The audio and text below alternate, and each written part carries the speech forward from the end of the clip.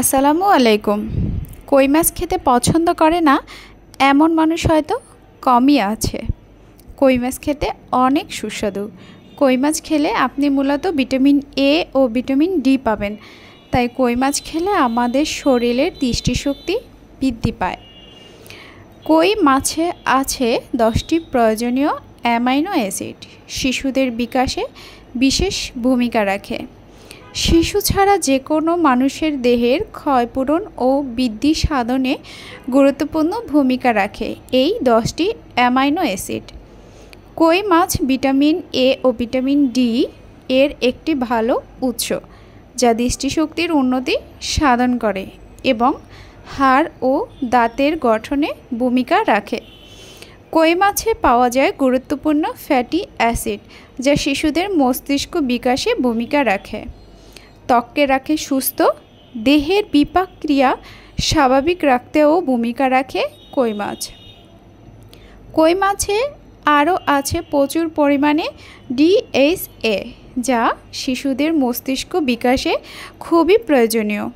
এছাড়াও এটি হৃদরোগের ঝুঁকি কমায়, মস্তিষ্কের সুরক্ষা প্রদান করে, অ্যালজাইমার রোগের ঝুঁকি হ্রাস করে।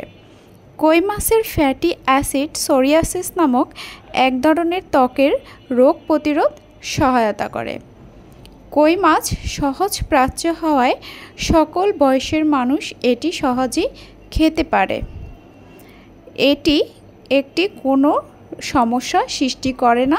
কই মাছ সুস্বাদু। এই মাছটি স্বাদে ও পুষ্টিতে ভরপুর, তবে কই মাছের কাঁটায় খনিজ লবণ অধিক পরিমাণে থাকে এবং এর মাথা ও চোখে থাকে DHA। তাই কই মাছ খাওয়ার সময় চেষ্টা করবেন এর কাঁটা ও মাথা ফেলে না দিয়ে খেয়ে ফেলার।